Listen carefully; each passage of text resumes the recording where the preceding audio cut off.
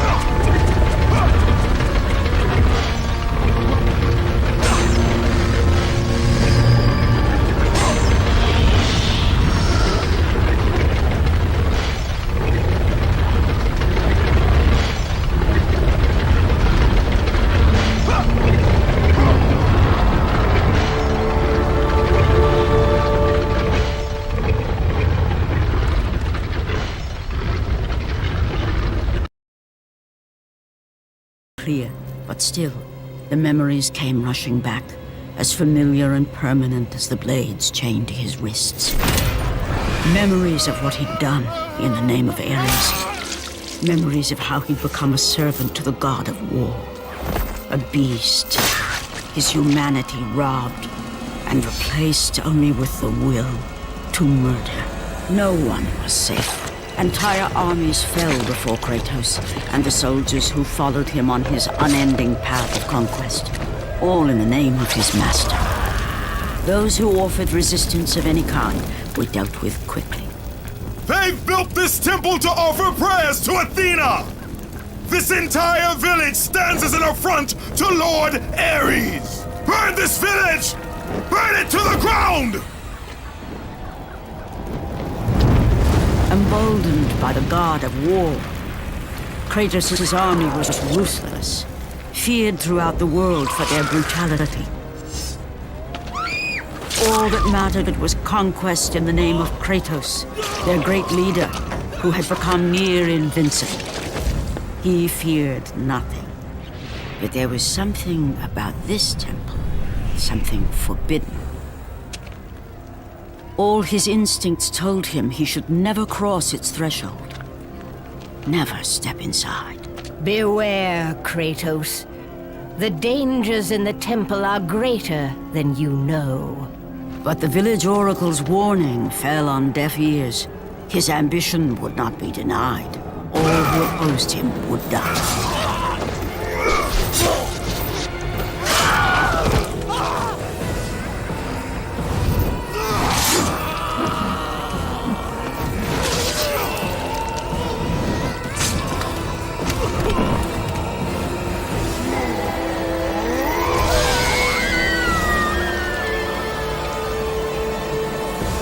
In that instant, the glory he had reveled in turned to horror. The image of his two final victims would stay with him for all his days. With that act, Kratos knew he could no longer serve his master. He had but one calling now, the death of Ares. He would murder the god of war. Ares, you will die for what you did that night.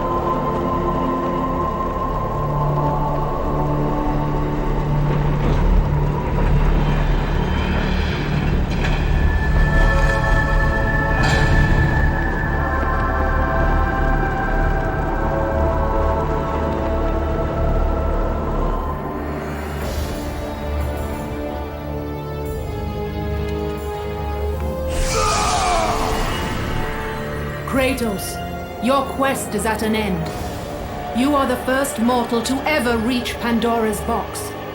There is still time to save Athens. You must bring the box back to my city and use it to kill Ares. Return to Athens, Kratos. Return and save my city.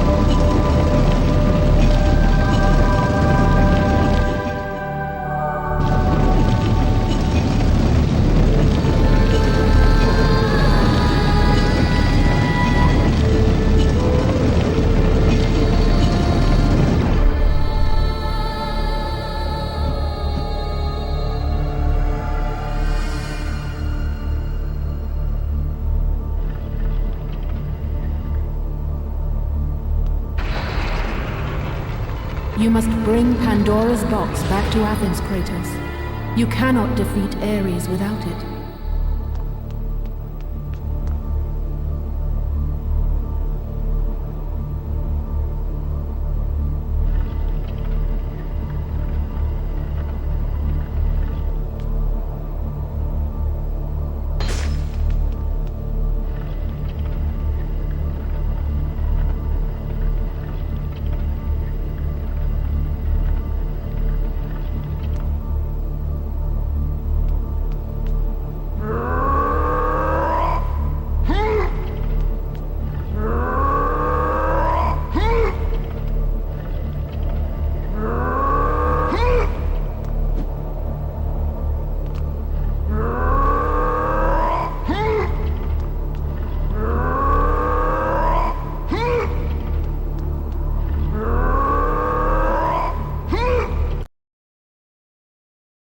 Pandora's box was at last freed of its confines.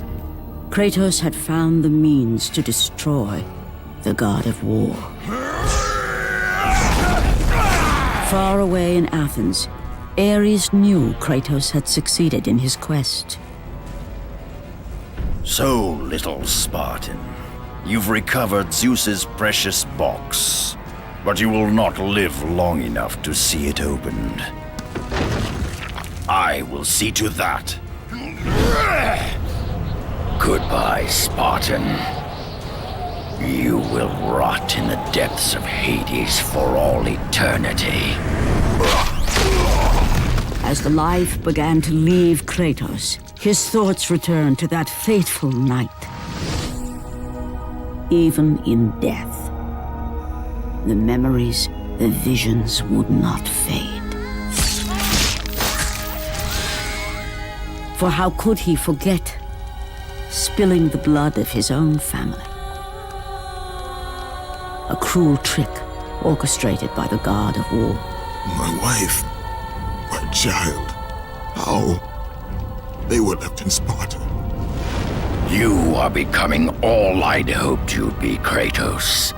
Now, with your wife and child dead, nothing will hold you back. You'll become even stronger. You will become death itself. But as the flames consumed the temple, Kratos realized his true enemy was the god who once saved his life. The same god who had now taken everything from him. Ares! From this night forward, the mark of your terrible deed will be visible to all. The ashes of your wife and child will remain fastened to your skin, never to be removed. And with that curse, all would know him for the beast he had become. His skin white with the ash of his dead family. The ghost of Sparta had been born. In the end, in death, he had failed.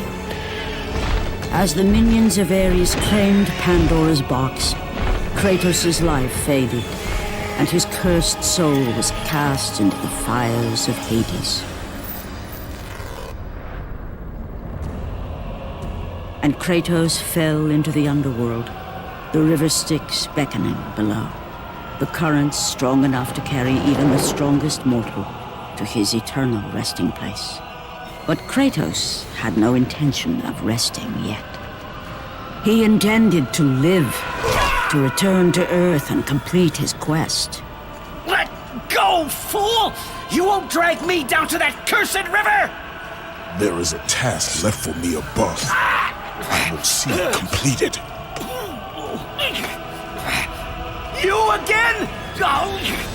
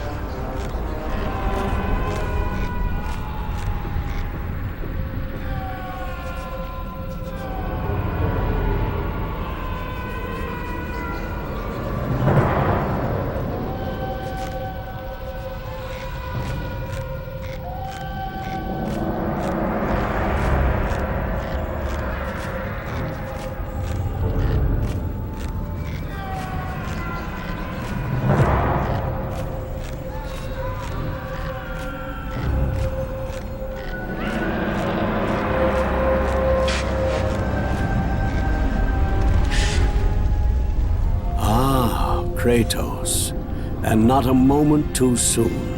I only finished digging just a moment ago. Who are you? Now that is an interesting question.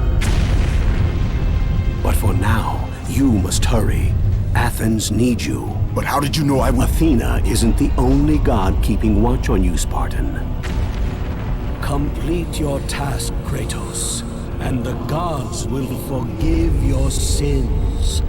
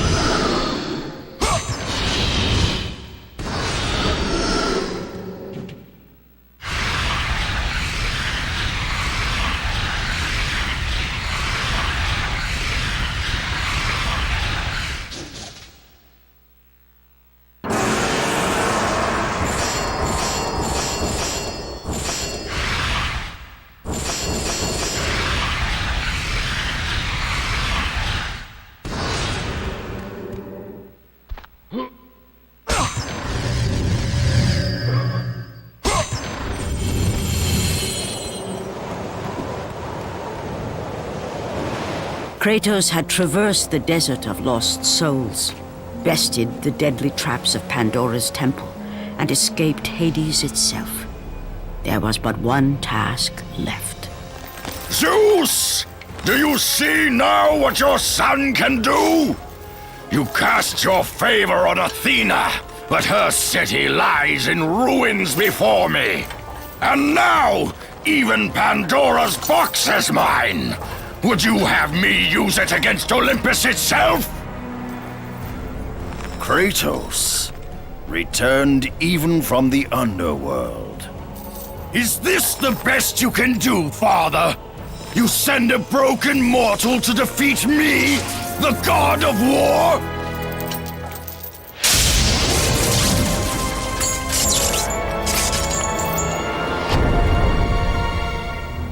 After thousands of years, Pandora's box was finally opened. The power of the gods unleashed.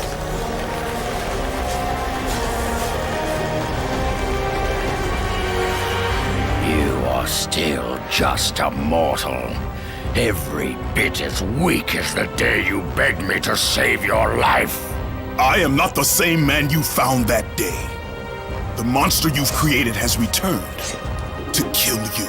You have no idea what a true monster is, Kratos.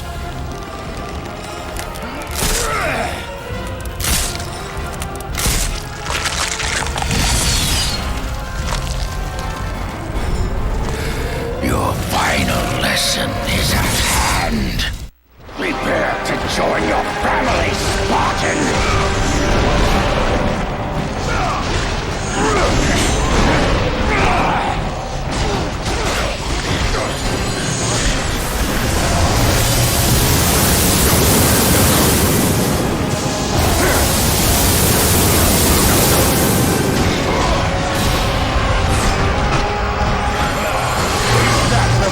You can do.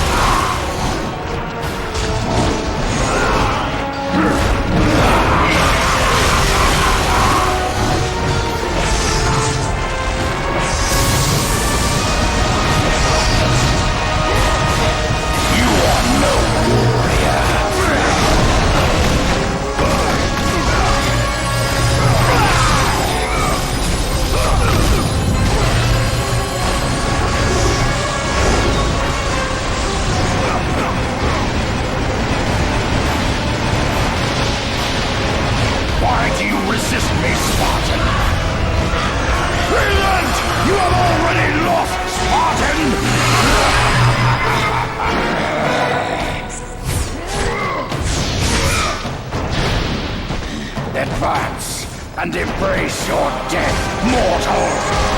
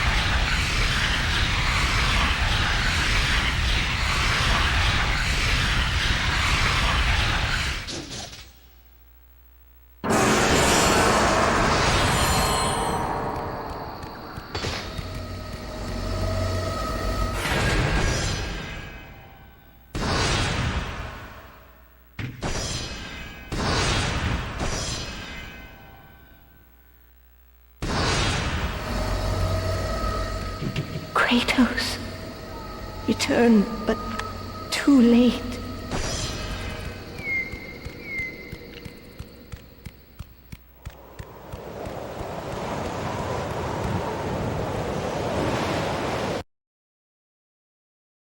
Prepare to join your family, Spartan!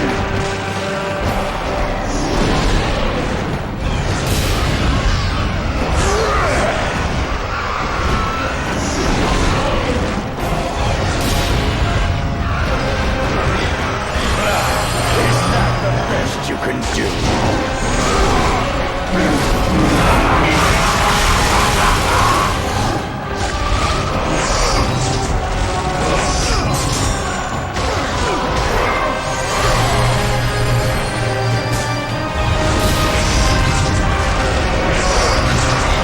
You are no warrior.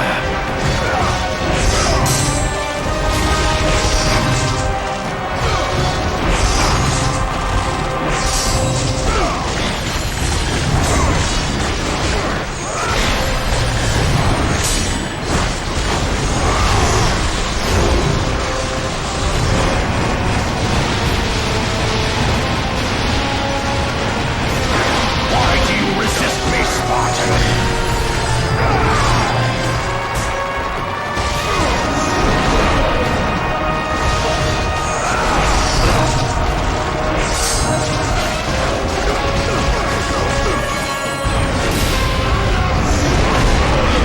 Relent! You have already lost, Spartan!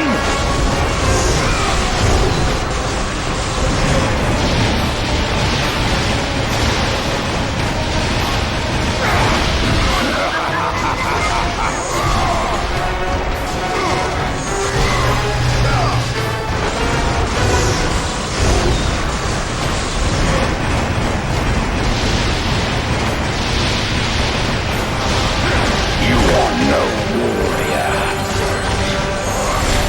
Why do you resist me, Spartan?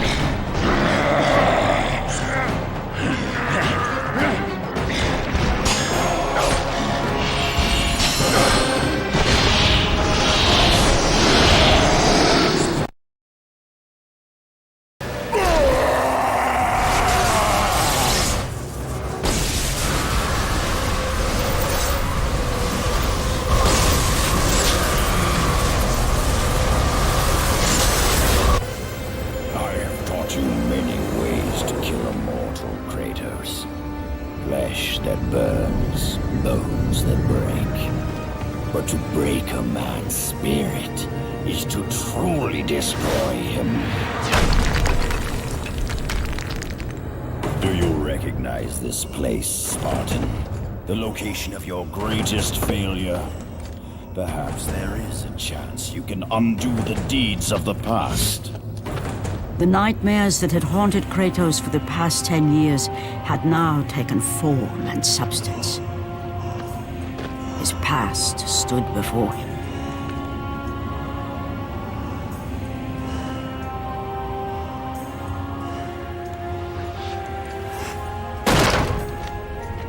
Kratos! What's happening? Where are we? By the gods, can this be real?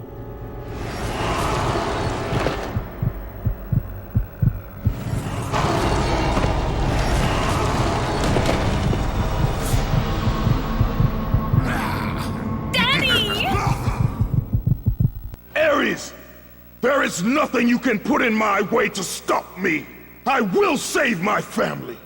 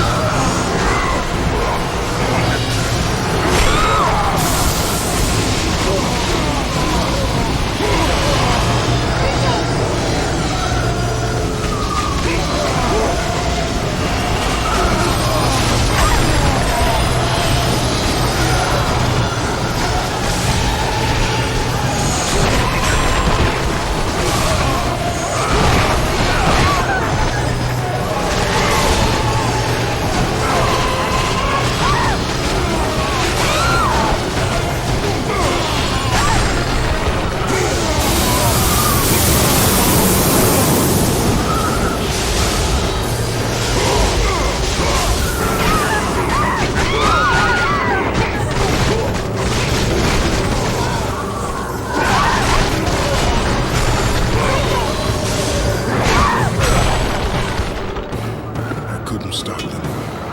They were too strong.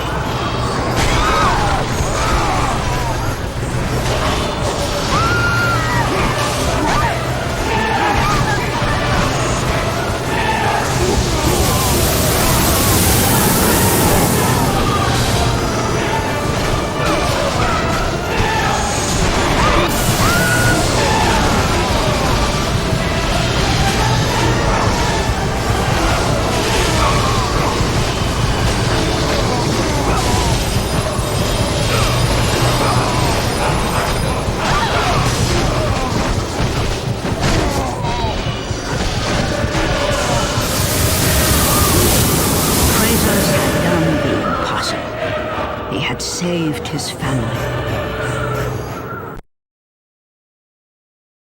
Please, take us home! Do you see, God of War? You took them once, but you'll never have them again! You cannot save them, Kratos. You gave them up in your quest for ultimate power. There is a price to pay for everything you gain. Not that price. I didn't want them to die. No price is too high for what I offered, and you rejected me. A god! Now, you will have no power, no magic. All that is left for you is death! Oh, not again. You should have joined me, Kratos. You should have been stronger. By the gods. The battle was not over. The gods, it seemed, had a final gift for Kratos. I still have allies in Olympus, Ares. Now, you will see how strong I am.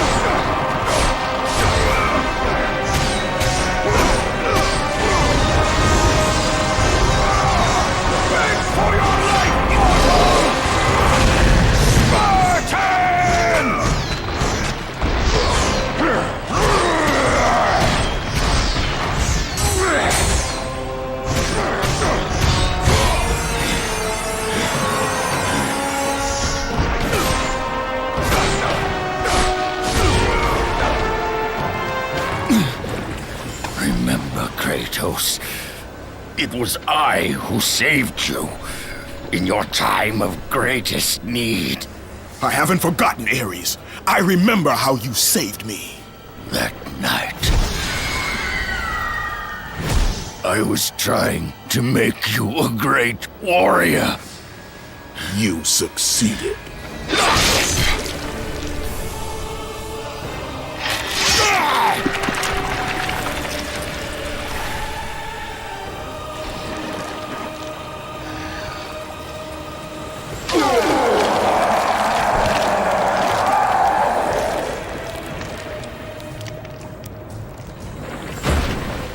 Kratos had done the impossible. A mortal defeating a god. Ares was no more.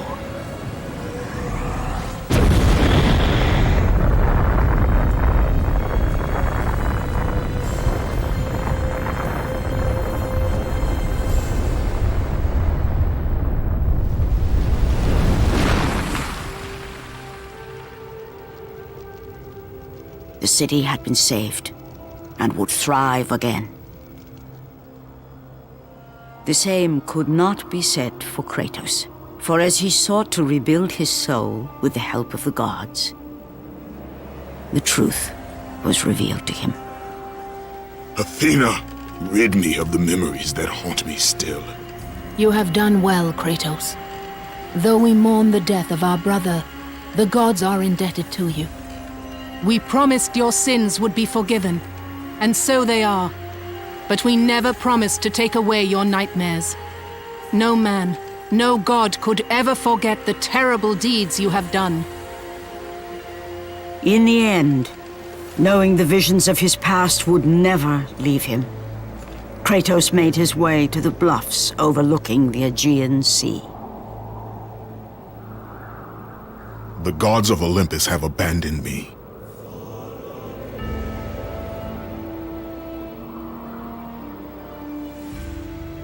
Now there is no hope.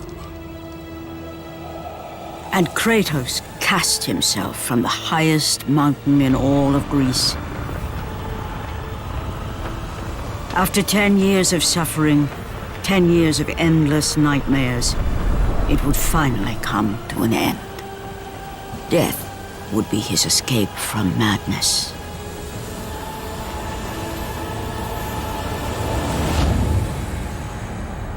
The fate of Kratos was not as it seemed. The gods had other plans.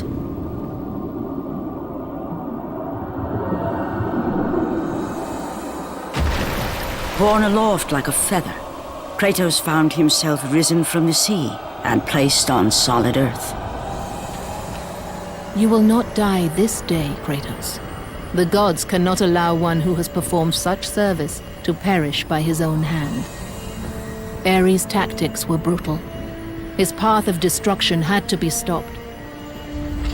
But now there is an empty throne in Olympus, and a new god of war is needed. Take these stairs, Kratos.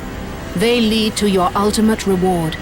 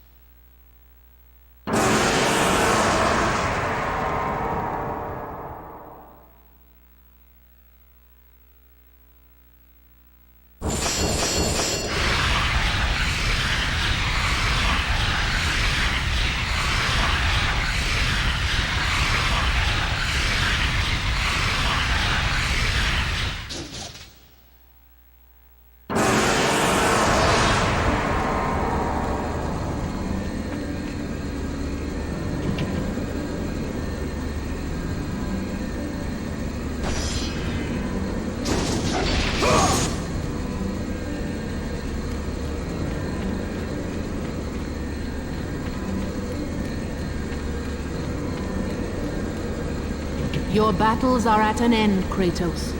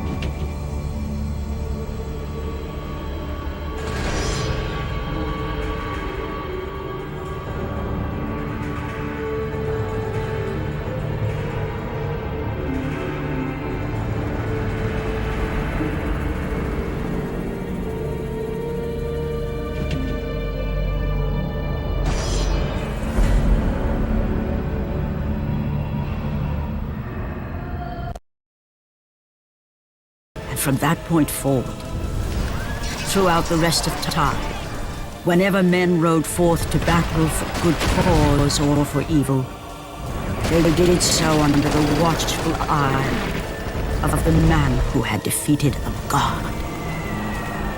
They were driven forward by Kratos, the mortal who had become the new god of war.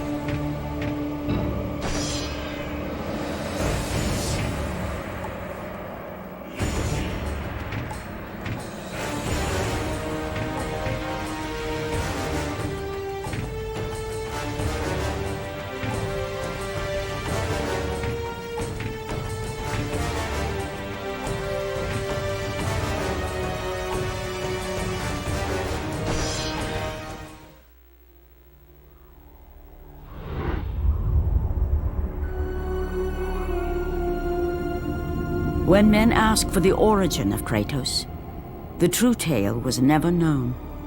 The truth is that Kratos, like all men, began life as a child. But childhood in ancient Sparta was a brutal existence. Children deemed fit and strong were trained to be warriors, the protectors of Sparta.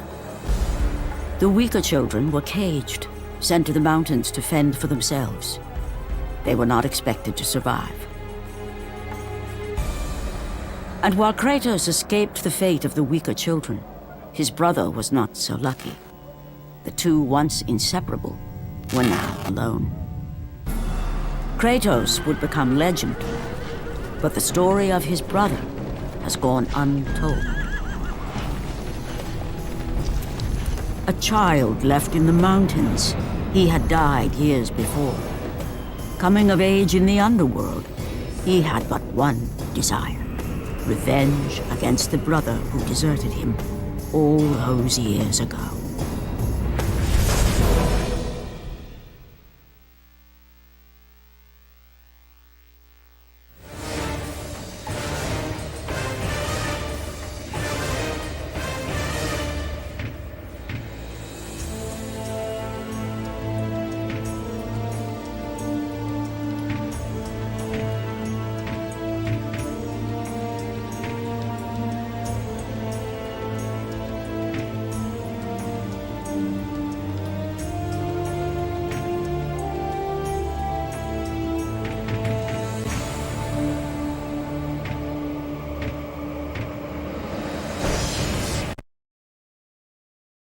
That you didn't get to see, that some of them I'm glad you didn't, and some of them I wish you would have, time permitting, but it wasn't. So here we go. Okay, now this is actually this wasn't a deleted level. This was the prototype that the team put together. I don't even know what the date on this is, but 3 years ago, and it was really just to get the basic mechanics, not even tuned or anything, but you could run, you could swim, you could swing, and if you look at this level a little bit, you'll see we certainly didn't reuse any of the main art, but you'll see kind of like that shot there is sort of the precursor to some of the shots we have in the game. The rope swinging mechanic, and a lot of this, so you'll recognize if you've played the game and remembered the game, you'll recognize some of the level when you pull into Athens at first. This bottom section is based on that, and the whole cliffs that you climb here, we actually just sort of ripped these out directly from the demo and built the cliffs level, the Cliffs of Madness or the Cliffs of Insanity. I forget what we ended up calling it. God, it's amazing to see this little guy running around. He looks so not like Kratos. That guy there was the original Cyclops who's dying, who just never really looked like a Cyclops. He just looked like a big guy with a stick. And then this was the room, the only room that we built that was like the final room, and everything else was kind of rough. And I remember seeing this and going, everybody saw this and said, man, this looks awesome. And then we were like, yeah, but how in the hell are we gonna get, all the levels in the game looking as good as that? And I don't know if we ended up getting them all looking as good as that, but I think we came a lot closer than I thought we would. This level's pretty cool. This was our test level for the Icarus wing. So when Icarus and Daedalus, the Icarus story where he flew too close to the sun with the wings that he had made, and the wax melted and he fell to his death. That was sort of the inspiration for the mechanic. And I still love this. I absolutely wish this had made it into the game. We just, it really came down to time and going, you know what, let's focus, let's get our fighting really good, and let's get our platforming better, and let's get our puzzles working, and maybe we can come back to this. And as is often the case, you just never have the chance to. So I'd love to see something like this, in future God of War titles, because I think it's a great, it's just fun. I mean, it's fun to fly around. And what was cool about this is it wasn't just a flying level. It was, you could land and you could walk around, and it was a seamless experience versus, now it's time for the flying level. So that was pretty cool. Yeah, I look at this now and I'm like, damn, we should have gotten that in. It would have been awesome. These were the original Harpies. They were a lot bigger. They still read better. They look awesome, but we just realized we needed more of like a bat-like, small, like little annoyance enemy. These guys played like the skeletons, basically, flying versions of the skeletons, and there just wasn't much of a difference in gameplay, so we ended up kind of shrinking them down and making them bats. And this was what we called the Mounting the Titan level, which is Kronos, the giant titan in the desert.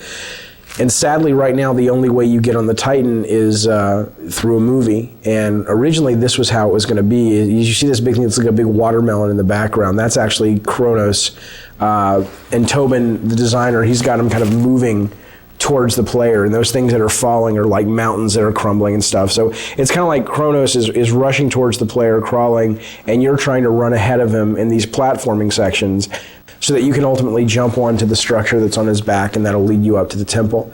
And I still love that idea. I really, really wish we could have done it. And it was just, we showed this to the tech guys, and we showed it to the artists, and they were just like, dude, that's going to take forever.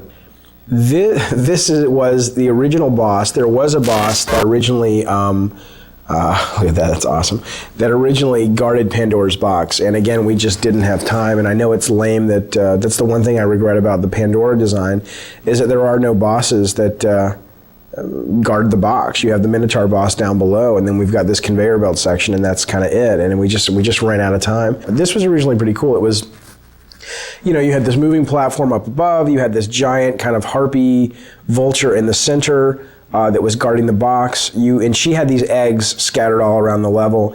And in order to sort of entice her to fly around, you'd have to go find her eggs and break the eggs. And you'd kind of take the little baby birds inside, and you'd kind of carry them around and use them as bait.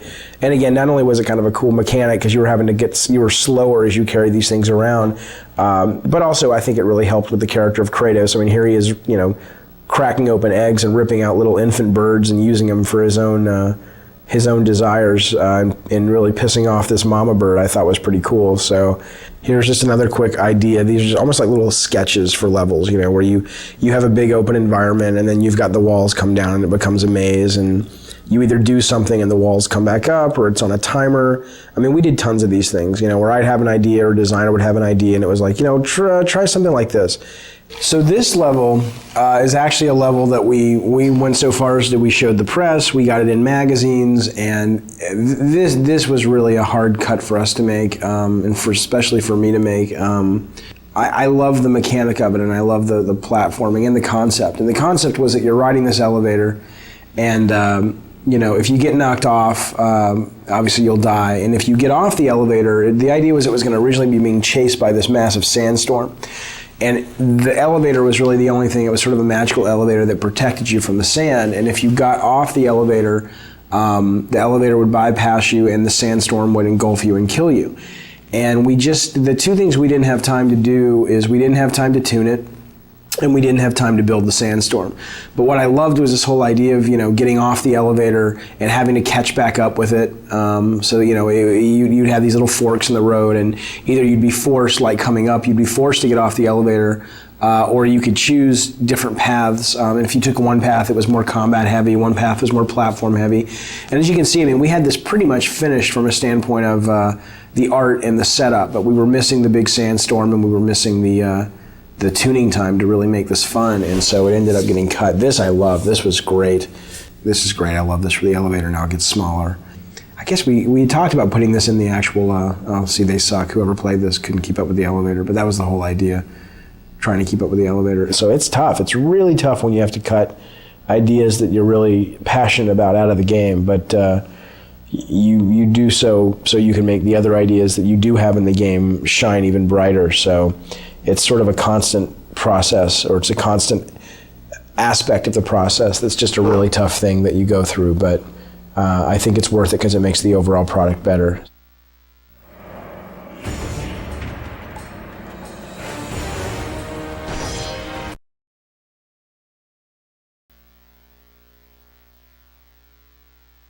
Some of the earlier characters that had been played around with, some of them again just didn't feel right for the time period. Some of them either felt overdressed or felt too fantasy. A lot of the concepts too got very detailed. There were lots of flowing things, and there was lots of hair, and there was lots of things that if we had to just model it, it probably would have been a little bit tougher to pull it off. There was one character I remember when I first saw it that had kind of a, almost kind of a tribal feel to it, a very kind of African feel to it, which I thought was pretty cool.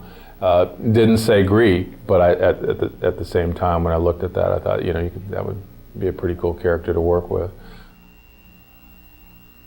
We went through images of the lone wolf kind of characters where you might have a hero with a little baby or a dog on his back. So just to kind of give something different, you know, about the character and something that you can kind of relate to. One of the original concepts behind the hero for God of War was to come up with a guy who was, his whole face was encased in a mask. And we thought that going with a mask would be, you know, being able to paint his face in broader strokes so that when you were playing the game, he still had a lot of personality and you could still sort of read that when you saw the mask. But when we actually got it in the game, it ended up feeling very soulless and it didn't feel like the guy had a personality. That was always one of the big elements that we were dealing with. You know, and it was difficult because, you know, we would often hear, "It's not Greek enough," and we're like, "What does that mean?" I'm using a actual, you know, sometimes because we'd take it right from a Greek, some Greek sources, you know, and it's very Greek. But I think what we really started seeing was, okay, no, it's not. It's not Greek enough according to what the general public knows, and that's kind of what we had to go towards. These are again very traditional. Some of these were very traditional kind of Greek images, and again, the more traditional it got, the more armor we put on him, the more he lost his individualism. Every time we put something on, you know, Dave felt like, he doesn't look brutal anymore, and we started realizing brutal also kind of related to the primal part of him, you know, and so we did spend a lot of time going through that, but in the end we ended up still taking his clothes off, and that's what we went with. So when I first saw this from Charlie, it was the first time that I really saw the brutal nature and the violent nature and the sort of the animalistic quality that would really become the foundation for Kratos. And I think starting to see these images was just like sort of confirmation that this idea could really work, and instead of giving him a traditional sword, going with these sort of chain blades was going to be much more dynamic and fluid and really fun to play with. The main goal for the character in the game was always to create someone that looked really brutal and really nasty and really violent. Instead of sort of going down the traditional route of a iconic Greek hero with the plume helmet and the skirt and the toga and the sandals, we wanted someone who really made the player feel like he was being able to unleash his dark side. So the idea was always, how can we make him look more brutal? How can we make him look more violent and impulsive and nasty? And that desire always superseded sort of historical accuracy. So while you look at this guy and he may not totally feel at home in ancient Greece from a costume standpoint, I think he achieves the greater purpose, which is to give players a character that they can play who really does let them just go nuts and unleash the nasty fantasies they have in their head.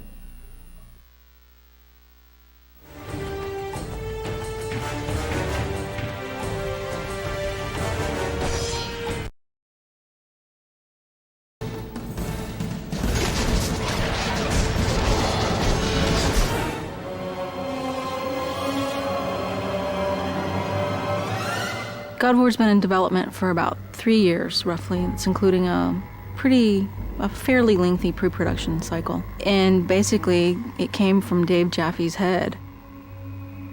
There were so many ready-made play mechanics and gameplay mechanics in the Greek myths already that it was just like Medusa's head and Zeus's thunderbolts and battling Cyclopses, and that mixed with just my love of the material was like, okay, this is what we gotta do. We gotta do this game. Dave Jaffe came up to me and goes, "What do you think about Greek mythology?" I was immediately intrigued by it. When they said, "Hey, we're thinking about Greek mythology for God of War," I was like, "Yeah, let's definitely do that." The creative director of the game, Dave Jaffe, definitely comes up with a lot of this kind of stuff, and he, you know, likes to involve the team in the design. So he comes up with ideas. You know, we sit around, he comes around, asks us his famous, like, 1 to 10, what do you think about this idea? God of War is our attempt to really elevate the action-adventure genre to the next level. We wanted to bring combat, exploration, navigation, puzzle solving, all of sort of the classic elements of the genre, but we wanted to bring those to players in a fresh way, in a way that they haven't really seen before, and also at a scope and at a level and sort of this epic feel that they haven't really gotten before in a game. That's the whole idea behind God of War, is it's not just a game, it's an adventure like a movie.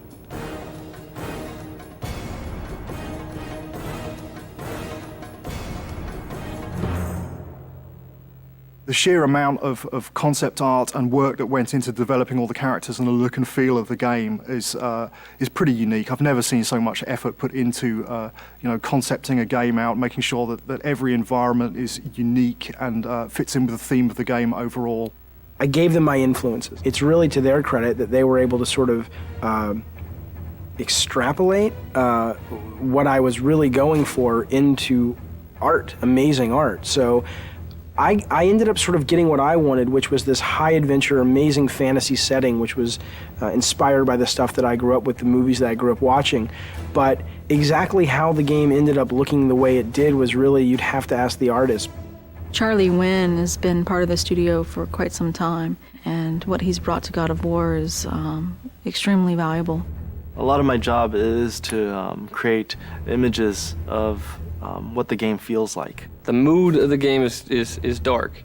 The main character Kratos is a very disturbed character. The things I said to him, I said brutal, nasty, violent, antisocial, pissed off, angry, fuck you. That was my direction to Charlie. The hardest part about making Kratos was that the storyline wasn't really there yet. And so I was trying to create a character that didn't have that story behind him yet. I just said, come into work and get angry and see what happens.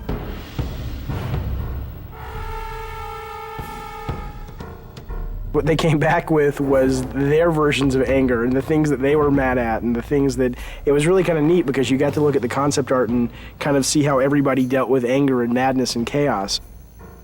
The solution was to sort of start stripping away everything.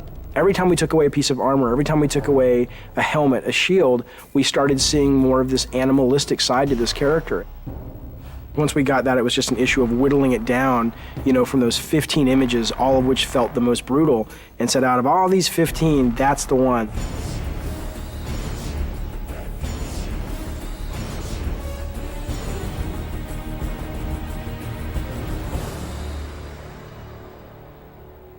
God of War is our attempt to really elevate the action-adventure genre to the next level.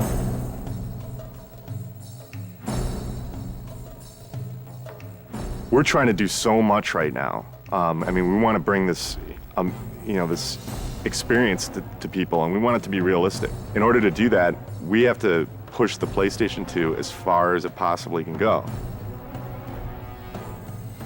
We use a well-known art package called Maya to do almost everything in our game. When we first started the game, it was how do you create beautiful, lush environments that are high polygon count, high texture detailed, beautiful lighting, and just consistent through the game. Technologically, 4 or 5 years into a console, most of the big problems have been solved. So it's just a question of doing it better than everyone else. You first start with the sheet, and the sheet is also known as collision. That's the very bare bones, minimum level of detail that the player actually interacts on. Any of these walls, the player can't go beyond. So this is the confines of the level. This is what you're actually playing in, but that's not what you see. That's what the game's running in the background. If I turn the sheet off, now you can see there's actual artwork associated with that. Well, we definitely wanted to make the player feel like they were in ancient Greece. It's to go from really dark, depressing feelings where you feel like, I just want to get out of here, to very bright, and you're in the desert, and it's to make you feel like, wow, okay, it's a vast world. It's really big world out there. God of War is it's gonna look real, but it's also gonna have a take to it, like a little bit of a fantasy twist, over the top, like blood and guts. I don't think that there's any other PlayStation game that achieves that that's out there.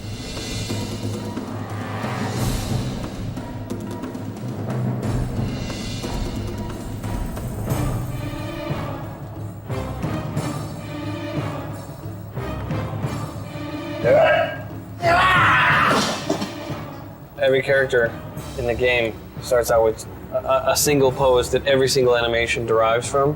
When I'm starting to move like this, bring in the base pose, and then kind of just start to block a few things out. Maybe even with general, just kind of moving the whole character all as one, getting the timing for things, and then building out from the pelvis. So get the pelvis motion right, then get the chest involved with the pelvis, and maybe start doing the arms, come back with the legs, then finish with the head and the fingers.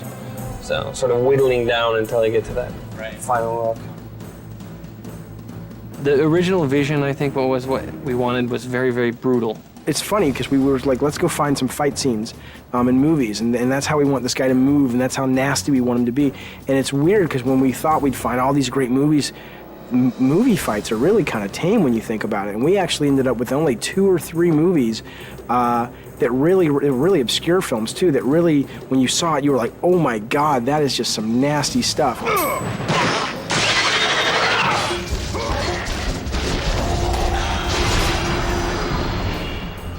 There's been quite a few gameplay design sessions or meetings with the animators where we get extremely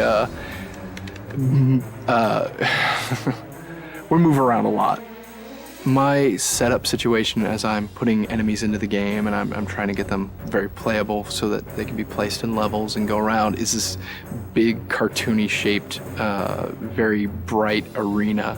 And it's just a big wide open space, and I put the guys in that, and I fight with them there, I tune them there, I set up all their moves and combos and their reactions.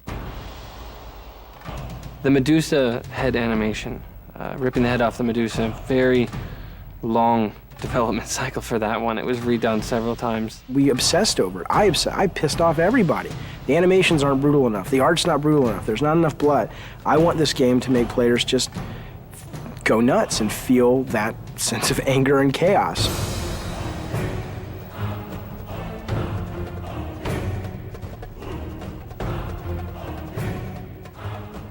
We're really, really hammering the quality and trying to get it to be as top-notch as we can get it. There are several other games out there that I would consider that are kind of the top tier in animation, and we're trying to either meet or exceed what they do. People are going to go, oh my God, this is what action-adventure games have supposed to have been since the very beginning.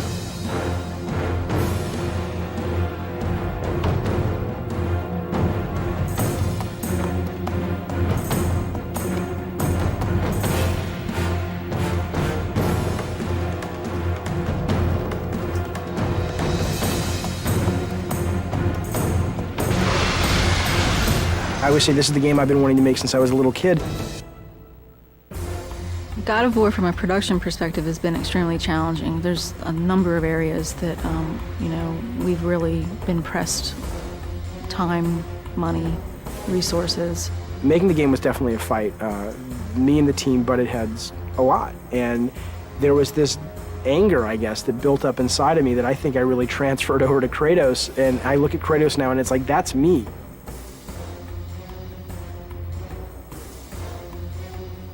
I think we verbally abuse each other multiple times during the day. It's one of those, it's a great high-low thing. We start out the day, we're really happy, and then throughout the day we get very upset with each other, and then happy with each other, and then upset, and hopefully we can leave and we're happy with each other, and then we come back and we're happy with each other again. I'm always the guy that the engineers want to strangle because I try to absolutely push this engine to the max. We've wanted to strangle each other at least once a week.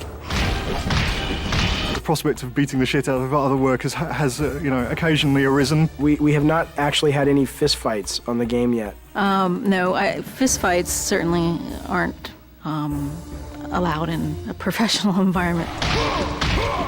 If we're going to get into a physical fight, it's going to happen in the next 3 months. We're going into the most stressful time of making a game, which is the alpha-beta process. Alpha. Alpha. Alpha. Alpha, baby. Alpha. So we're an hour from alpha. Nothing's tuned and nothing's finished. What I am is tired. Tired. Tired, tired and more tired? This is what alpha is, right? All the pieces are there, but it doesn't play right yet, and it doesn't feel right yet, and... There are a couple of big bugs that people are working on. If we don't get them by 7, then we'll get them done by 8 or 9 or 10.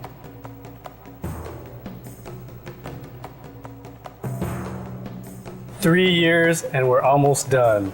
Light at the end of the tunnel. I'm so happy we're an hour away from being able to say at least we have a game.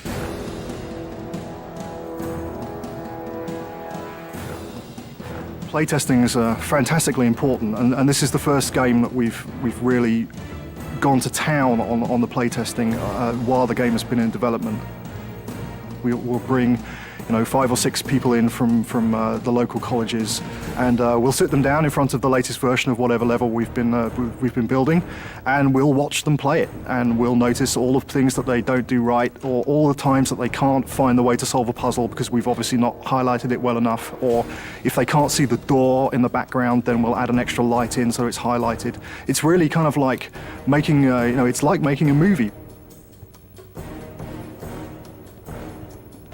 At the beginning of the project, we decided we were going to build a playtesting room in our office, and that has proved to be a very good decision.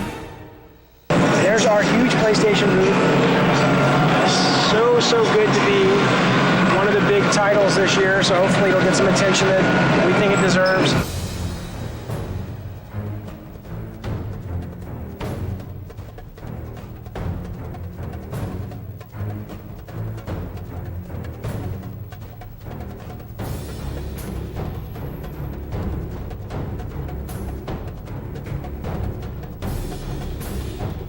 I think whether you're into mythology or not, I think you can't deny the power of a game made by passionate people. God of War is a game that anyone can pick up and play and have a really fun experience. You should play God of War because it'll get you laid.